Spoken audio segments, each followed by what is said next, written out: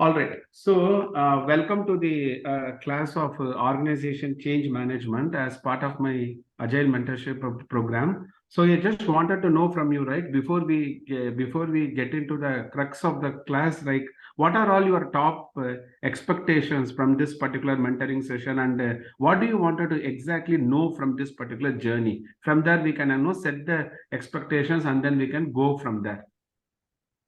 Sure, Balaji. It's an Yes. honor to be here. So, Balaji, when we talk about agile transformation, especially when we're talking about enterprise agile transformation, right? Um, Implementing agile ways of working, talking about frameworks is just one part. Okay, it's an important part, it's just one part. But then there are other lot many things that comes into picture, okay, where we talk about how to change the organization, okay, how to change the organization structure, how to bring them more acceptable to change per se, right? What are the stages, or what are the some of the techniques or frameworks that we can use so that everyone adopts the change and they get the benefit of agile? Okay. I firmly feel that when we're going an agile transformation, the objective is not to make everyone do Scrum or to make everyone do Kanban. I mean, that's there. That's probably 10-15% of the entire transformation plan. The whole thing is that you want to organization to change their culture, their mindset, their attitude, and embrace change so that they get the business results that they were looking for, whatever those business results are. And in our mentoring sessions, I want to learn from your experience, what all frameworks you have used, what all how you have implemented it, what challenges you faced, and how did you go about it per se. And then based on that, we can dig deeper if I have any questions. Yes. So as I intimated you already, this is being a first class. In this class, I'm actually going to socialize you to the multiple topics in this particular lesson plan. So from the second class, we will actually pick up topic by topic, and then we will try to deep dive in its entirety. Okay, this is the plan. Sounds good. Okay, yeah, this is the plan that we have, and I have already shared you this particular link also, where we have multiple topics which has been already created as part of the OCM lesson plan. Now going back to the fundamentals, right? So before we get into OCM, some of the basic things which I need to tell people is agile transformation has two parts of the sentence. One is on the agile part, second is on the transformation part. To be very simple and straight to the point, sometimes people focus only on the agile part, completely missing of the transformation part. This is the funda, right? So your organization change management comes mostly on the transformation part, which is going to as you got rightly mentioned, acceptable to change. So probably what will be the prerequisites, what will be the precursor activities for me to get it done, so that I actually prepare the soil. So generally, one of the analogy what I used to tell on social media platforms and also on the YouTube videos is organization change management is like preparing the soil before you sow the seed of agile transformation. By the by, whatever I'm trying to say is not only for agile transformation. It could be equivalently valid for digital transformation, equivalently valid for business transformation, any kind of a new ways of working. That is the funda. So any kind of a new ways of working, before we jump on to the actual implementation, we need to prepare the soil in terms of, okay, what will be the precursor activities? If I need to fulfill these precursor activities, then what are all the prerequisites? What is the entry criteria? See, now, okay, now let's keep OCM aside for some time. Even if you take program increment planning, which has been told in SAFe, practically speaking, you still need to do a pre-PI planning. So when I was working as an RTE many years ago for some of my clients, I used to do a pre-PI planning together with the product owners, together with the Scrum masters, like to really understand the readiness for the PI. So, however, if you're going by the books, if you're going by the website and other materials, there is nothing like a pre-PI planning meeting. That actually doesn't mean that you should not do it, right? So, whatever makes utmost relevance to us within that context or constraints, we still need to go and do. Okay, so before I get to that material, right? These are all some of the slides which we already had in our webinar, right? When we conducted a webinar, like I actually started on the day the webinar by introducing what is change, and then actually giving some practical feel in terms of some conversations. What kind of conversations typically happen in the industry, and then we actually talked about fragile, agile. Then we actually went to organization change management in terms of preparing for the change, implement the change, and how do you continuously improve and sustain. Because in your plan to check at, you also need to create a sustainability plan, be it for agile transformation. Because once the coach is getting disengaged from the engagement, what is the guarantee that the people will not fall back to their old ways of working? So you need to create a sustainability plan, all those things. So in the forthcoming lesson plans, we will be covering one by one. For now, I'm just giving you the introduction to the table of contents of the book, right? It is like the Perfect. index page of the book. Okay. Now here I might have given you some kind of an examples what I told. Let the farmer not blame the soil in which the seed could not be. All this some kind of a real time examples. And then on the day in the webinar, I actually spoke on the Prosky. And if you actually get into a bit later, we had a Atkar model, then we had a Levin's change management model, then you have your Carter's eight-step change management model, Platinum Edge Agile roadmap. So we have different models or proven practices in the industry, which you can might as well reuse it. Of course, the context also matters.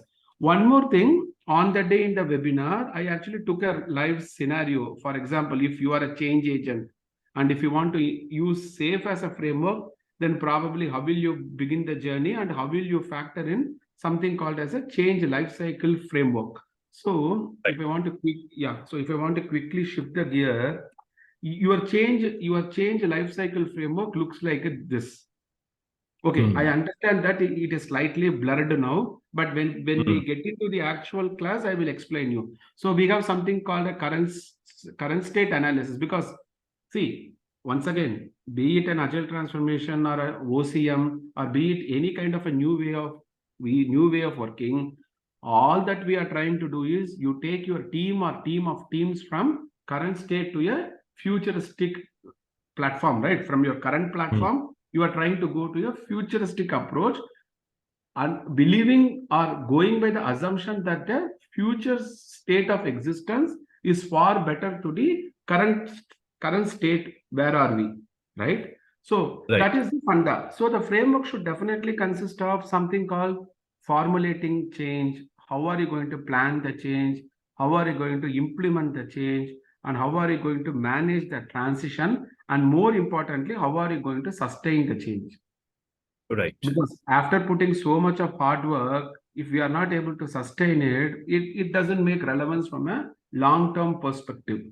So from that point of view, yes, we have some frameworks in the industry like change lifecycle framework, and we have multiple change management models, and we need to take all those things and then factor in when you are really implementing a OCM. Okay, now let me pause here for a minute. You tell, if you are going to begin the journey of a OCM, probably how will you begin the journey? What kind of thoughts come to your mind practically?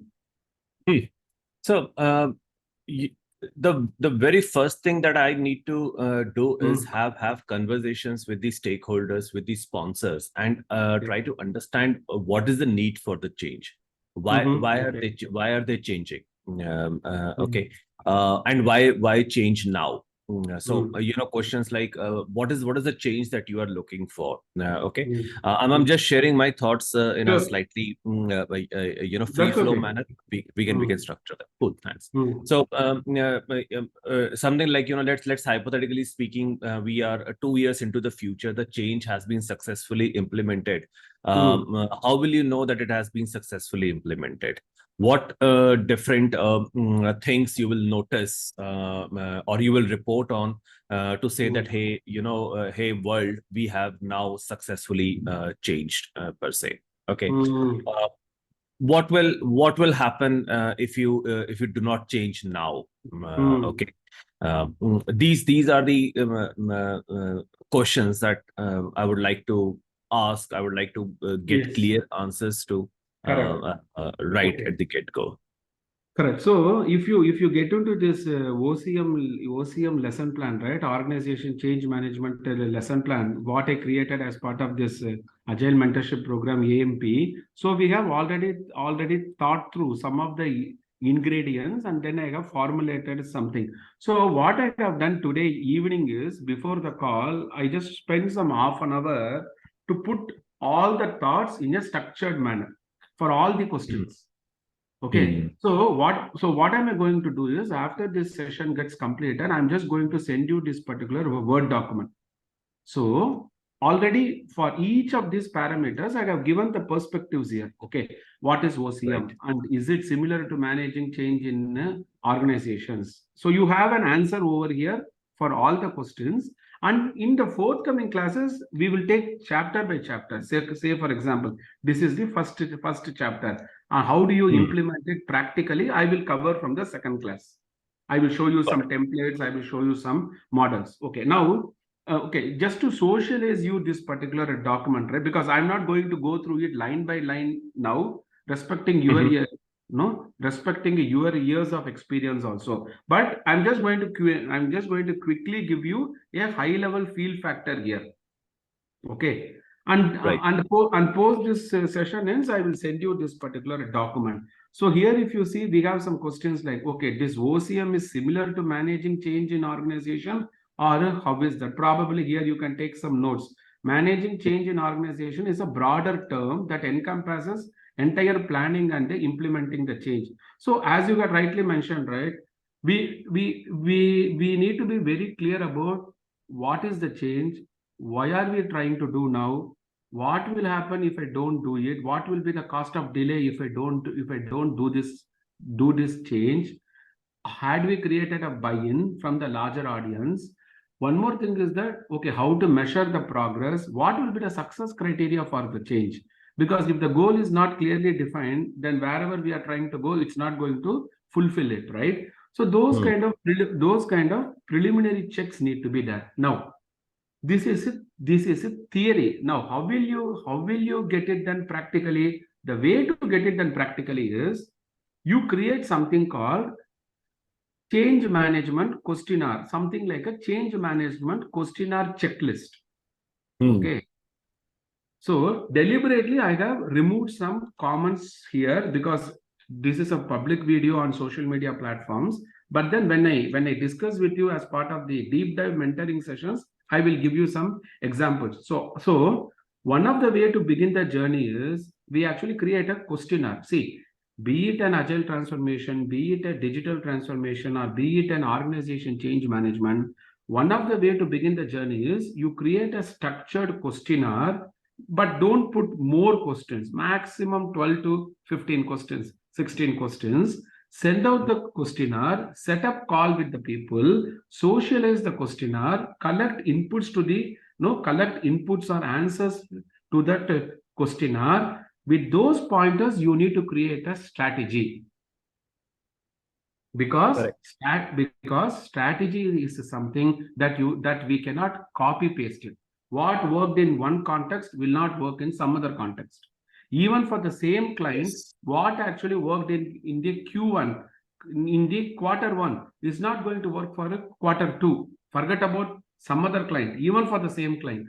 So one of the way to begin the journey is, we need to create a questionnaire. Okay, something like this: what do we need to stop, and what do we need to continue doing? Is this changes needed? How do we see? I'm just giving you some flavors, okay?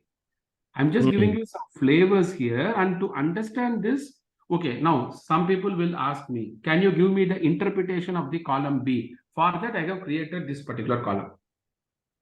Understood. Now, you need to set up call with those people. So let us take some quick notes now.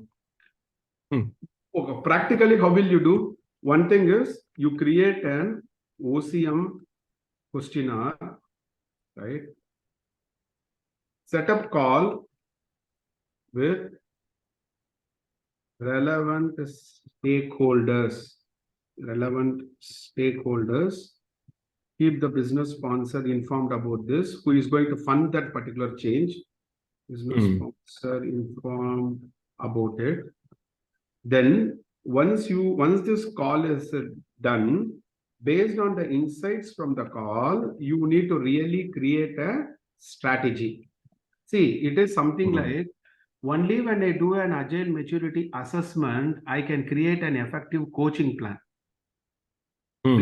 Of course, I can pull out inferences from retrospectives. Of course, as a coach, I will come to know, okay, this particular team need to improve in these aspects or dimensions. But then an assessment is a formalized way. It is a formalized or a structured way of capturing the things, right? So when you do an agile maturity assessment, it is going to clearly tell, okay, these are all the parameters which the team is already doing good. However, these are all the parameters where the team need to improve further. Of course, your coaching plan should be a subset of your overall transformation roadmap. All those things are fine. Similarly, what you need to do, you create a OCM questionnaire, set up call with them, get some insights from the questionnaire. Sometimes what will happen, when you really present the sheet to them, some comments will come, okay, saying that most likely these questions need to be changed. These questions need to be tweaked or customized. Okay. So all those things are understood. Okay. Now, some people ask me, how do I create this particular questionnaire? The way to create this questionnaire is, first of all, what I did, I just downloaded a material, let's say. Okay. I'm also teaching you how to create your own templates. Okay. Understood. So I have actually downloaded some material pertaining to change management questionnaire. I just went through this material, and then I have taken the best out of this material, and then I have factored my experience also. See here, when to ask, readiness. So I have factored my experience also, and then I have created that particular sheet. Right. Because if you don't send a sheet, see, I generally tell people, emails, discussions are of a paramount importance, but at the same time, emails are also of a paramount importance. Emails are a supplement. Emails are not a substitution for conversations. Conversations anyway need to happen, but unless and until you put things in a mail, that official commitment will not come. Right. That's a great insight, Balaji. Thank you. And one more thing, even to begin conversation with the team without sending this base template, what kind of conversation we can have? Absolutely. If not, what will happen? People will have diverging thoughts, and it will be very difficult for you to converge your thoughts. Right. So definitely, to begin the journey, you need to create a kind of a checklist. You need to create a. Of course, this is a public material which is there. I'm not sharing any company material. This is a public material available on the internet. We can just download it, take some pointers here, and then you factor your context, and then create a readiness questionnaire in this manner. Now, what you need to do is practically, once you fill the comments, let's say you have filled the remarks or comments, you take the comments now. Now you go to this something called change lifecycle framework, and now you do the thinking process. Okay, if this is the comments, if this is the insights, what is the relevant touch point in this framework where I need to go and change what and for what reason? Right. So I generally tell people, forget about convincing the client, forget about convincing your reporting manager, forget about convincing your team on the larger forum. Are you first of all convinced? That is the key question. If you are not convinced, then how will you convince others? Right. So one of the way when I was doing OCM in the past is I factor that insights, then I'll come to the framework and then I'll check what things need to be we need to undergo a reorientation, what changes I need to bring in. But always keep in mind, whatever changes you are trying to bring in, you still need to have a segment on formulating the change, planning for the change, implementing the change, transitioning the change, and sustaining the change. But Right. what will you do inside this? How will you do? That is going to vary. Got it. Okay, so it is actually something like rainbow always has 7 colors. Those particular colors only. I cannot take any 7 colors and then bundle into something saying rainbow, right? Similarly, any change life cycle framework is going to have these elements or building blocks to it. But what will be the constituents of the elements? What will be the ingredients of the building block? That should come from the context. Correct. Okay, now unfortunately, why? Okay, now why am I giving so much emphasis on this? Is like I've seen many people saying, "Hey, we need to customize it. Hey, we need to contextualize it." Fully agreed. But if you don't even have a base material, on top of what will you do customization? Right. So base materials are paramount importance. Without having base material, you can't even engage your customers or clients, right? So Got it. from that perspective only, these are all some of the important things. Now, let me tell you one more thing. Many people talk about ATKAR, Carter's change management model. All these things are fine. But how will you implement it? Say, for example, I have created one sheet. I'll just show you something like this. 5 levers for change, and then I'm putting all things like communication plan, sponsorship plan, training plan, coaching plan, resistance management plan, and then I'm also putting some tools to help. So these are all some Right. thoughts which you need to keep in mind when you are trying to make the actual change. Okay, now let us take a simple example. Now let's see what our thoughts come to our mind. Okay, now one guy asked me, let's say one gentleman asked me a question. I'll just take some space here. Okay, one of the gentlemen asked me a question. You see, Balaji, now we have a waterfall model project. Okay, and this waterfall model project is going to get converted into an agile way of working. Now, he was just asking me what will be one of the effective way to get the change done. Immediately, I just replied to that guy. Okay, now let me actually pause here. What thoughts you are getting now? Suppose if you want to change a waterfall model to an agile methodology kind of a thing, what could be some of the effective ways to get it done? Can you share your thoughts? Sure, Balaji. So, Balaji, the very first thing that I'm going to, again, I might be repeating myself here, but the very first thing that comes to my mind is I want to ask him, hey, what is the need for you to transform this from waterfall to agile? Okay. Okay. Why? What is not working for you right now? Okay. Or what benefit do you expect to achieve if you convert it from waterfall to agile? Okay. Then let's say he has given me good answers for this. He has given me convincing answers for this. We both are convinced that yes, going agile is the right way to do. Then probably I'll ask that how ready is your team? How ready is your team for this adopting agile? Okay, do they know what agile is? Do they know what mindset it entails to be Fine. agile? Got it. So, okay, now one of the way, yeah, I understand the groundwork that you are trying to do. Now, one of the way to change, okay, now one of the way, if you want to quickly, try to change a waterfall model project into an agile manner, of course, we are definitely going to look into the relevance part of it. Why do we need to do? What are we trying to do? Then comes the how part. Now, let us assume for now. Okay, let us assume for now we are now very clear with the why part and the what part. Now, can we focus more on the how part? So, how will Yes. you get the change done? Can Right. you give me some examples? Yeah. So, number one, I'll try to assess what is the readiness for the teams to adopt Agile. Okay, are they going to do Agile for the first time? Are they hearing Agile for the first time, or they are familiar? They have had some trainings and they know what Agile is about.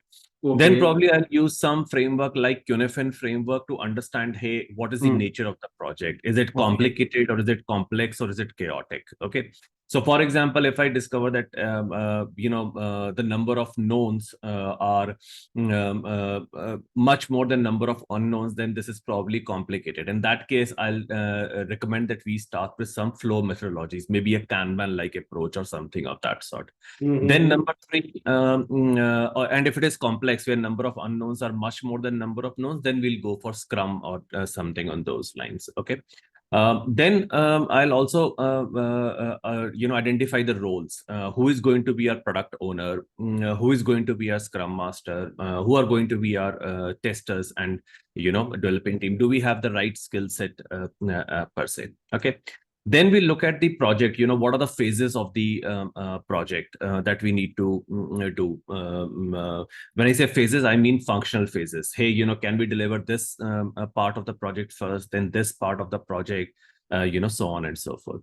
Once we have done that, then we start organizing. Let's organize a 1-day workshop or a 2-day workshop, which I'll facilitate so that teams can come up with their backlog. For that phase, we call it a story writing workshop, or something Okay. on those lines. That hey, this is basically what our workshop is, and if any organization data is available as to what is our completion time, what is our lead time, what is our cycle time with regard to deliveries, I'll try to baseline that as well. So that when we measure our agile ways of working, we can demonstrate that hey, because of this agile ways of working, we are we are delivering better. Last but not the least, then I'll be coaching the different roles, the product owners, Scrum Master, business stakeholders, as well as the team in adopting these agile ways of working. And there was one more point. Uh, something on these lines, Balaji. Got I it. mean, Got I it. I hope I'm going in the right direction, which you expected me to. But let me know if you want more details. Yeah, so we'll just continue. Yeah, most of the points you have covered fairly well. Okay, see now my way of approach I'm just sharing, because the very purpose of the mentoring session is to get my thoughts right, like in terms of the Absolutely. approach. Yeah, right.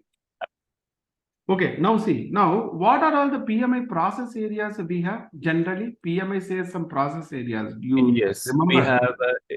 we have integration, we have planning, we have scope management, we have Hmm. cost management, we have resource management, risk management, communication, Correct. Vendor management. So we have lot of procurement, PMI. vendor Correct. management. So Yes. we have lot of PMI process areas, right? Hmm. So one of the quick way to convert a waterfall model to an agile. Okay, I'm just putting something here as a waterfall. One of the way quickly to convert from a waterfall model to agile way of working is I Hmm. need to be very clear about within the PMI process areas, what will be my MVP cut, my minimum viable product, because the concept of minimum viable product doesn't mean that I will use it only for building products. All it says is, guys, you take a lean approach to anything and everything you are trying to do. Correct? That is the Right. funda. So one of the ways I need to be very clear on PMI process areas. What are all the different process areas? You have told me now.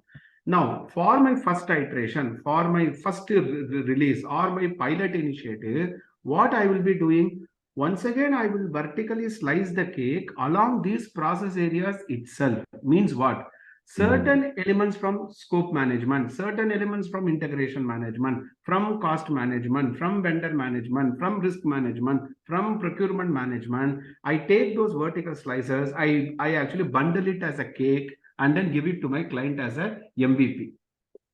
Right. Now, yes, for all practical reasons, whenever I'm trying to pilot it from waterfall to agile, at the beginning itself, I cannot focus on all the PMI process areas. So what you can Right. do, you can take some top 4 or 5. Now some people ask me, what is the top 4 or 5? That will come from the context. Anyway, Yes. the triple constraints of the project is always scope, cost, and the time. Whether you do it in a predictive or a plan-driven approach using a waterfall, or whether you do it in an adaptive approach using agile, that the triple constraints of the projects are always only scope, cost, and the time, given that the quality is internally factored. So Yes. one of the way to convert a waterfall kind of a project to an agile based manner is focusing on scope, focusing on the cost, focusing on the time, because in an agile driven engagement we are fixing the time first of all, and then keeping the scope variable, right? Right. We are actually flipping the iron triangle. So from an implementation point of view, you need to be clear on my MVP cake will have multiple colors, and all the colors will be by and large the colors which is defined as PMI process areas. But whether I will Right. put a vanilla or strawberry or chocolate flavor, that you decide based on the context. Right. This is a simple way to, because the moment I use the word PMI process area, I'm taking care of the entire landscape by just using that single word. Because when I Right. say I will be looking into PMI process areas, and I will make sure that what are the top process areas which I need to take based on the context. I will be factoring a MVP model as part of my pilot initiative based on the success criteria. Then I will do, across teams or across product lines or across portfolios, right? Right. So coming back to the notepad, we have something called a horizontal scaling. Means what? You have done agile for a single team. You have successfully rolled out agile for a single team. I am now going to take it multiple team of teams. Hmm. Another thing is called a vertical. In terms of vertical, what are we trying to do? I have done it at a team level. Now I'm going to focus at a program level. Then I need to focus at a portfolio level. Then I need to focus at an entire organization level. Hmm. So it has two components. One is horizontally, you are trying to expand the net, or you want to grow up vertically. Based on that, you can decide the model. Hmm. Okay, now why am I saying all these things? Because these are all important factors when you are actually formulating your OCM also. You need to be very clear. In terms of formulating my digital transformation strategy, is it for multiple teams, or what is the scope? What is the boundary? What is the circle of influence of that particular envisaged transformation? If you don't factor all those things, it is very difficult to create a robust model or a framework. Got it. Okay, so you see, it is a very simple. Any guy can give an estimation, but how far that estimation will be closer to reality is the question. Yes. Anyone can give an estimation, right? Even a person who is very new to project management, been in project management for 1 or 2 months, can still give an estimation. But an experienced project manager will give an estimation factoring the assumptions, dependencies, limitations, constraints.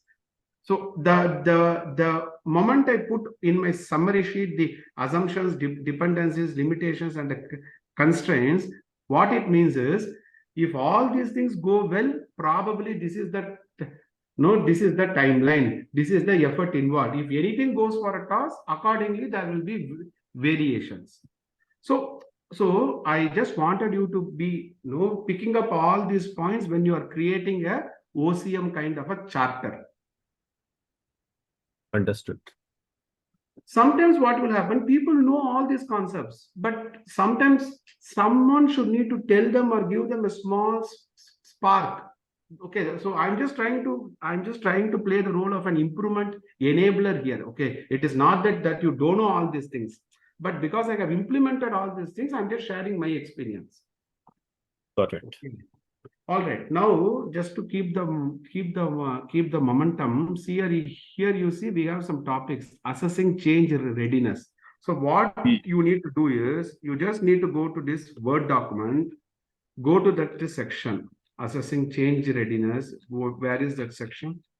One second. I just wanted to introduction, change life cycle, critical factors. Okay, I'm just trying to give an example to you. Okay.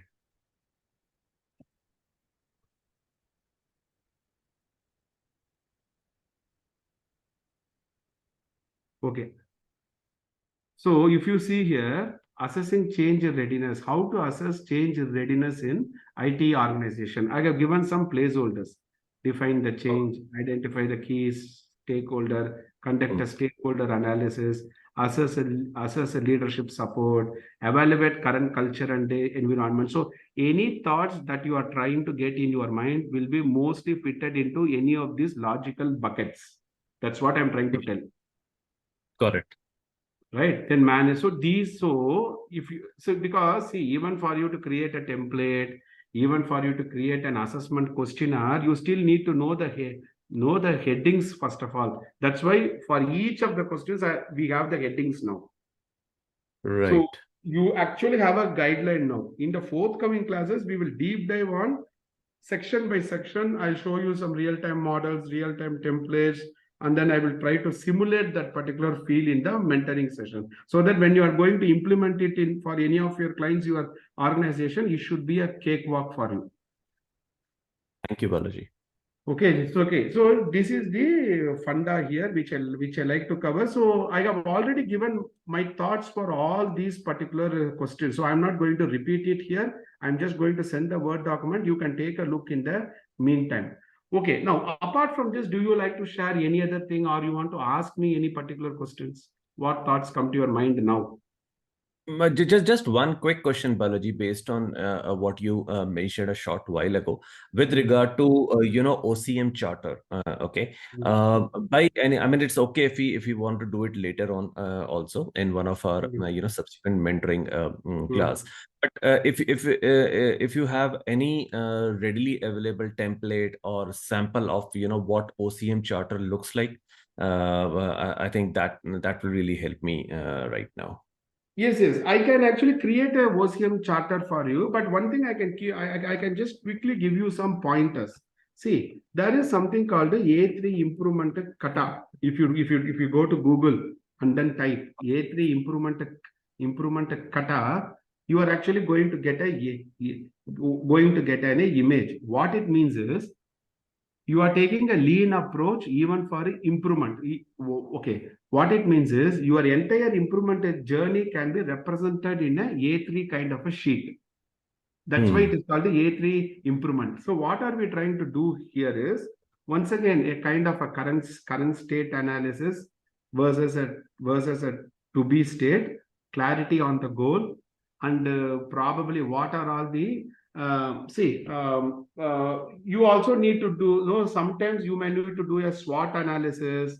Sometimes you also need to look into what kind of factors are in favor for you, and what kind of factors are something which is actually trying to withhold you from the progress.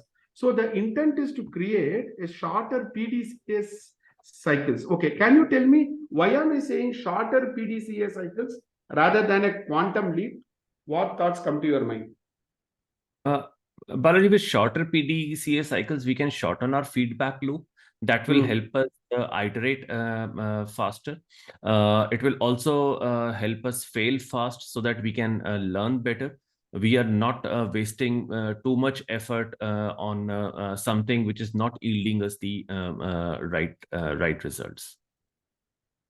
Correct. So there, when I'm actually going to show you a real-time OCM charter in the forthcoming classes, I will be introducing you to a concept called a pestle analysis. I'm not sure whether you heard this. There is a concept called a pestle analysis, wherein you will be factoring the political, economical, social, technological, and actually legal and environment. So it's kind of, it is a, see, it is a tool which will allow the organizations to unearth, and also to be very clear on what are those factors which is going to affect the business in the present, and also in the future.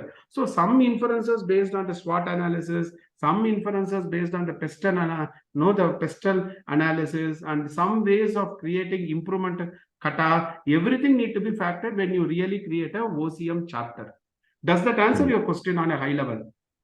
Yes, Balaji, it does. It gives me pointers, it gives me inputs. Thank you. Correct. So based on that, right, when we deep dive into the class, we can actually take it forward. In the meantime, I'm actually going to send you this particular Word document. You can just go through this particular Word document in the meantime before we plan our next class. And from there, we will actually take it forward. Okay. And one more thing, in the actual right from our second mentoring session, I will also tell you what kind of tools are there in the market which can be plugged onto the landscape and which will give you some pointers to do your OCM practically. Okay. All right. So if we are okay, we'll just pause the recording here. Okay. Yes, Balaji. Perfect. Thank you. Thank you so much. Sure.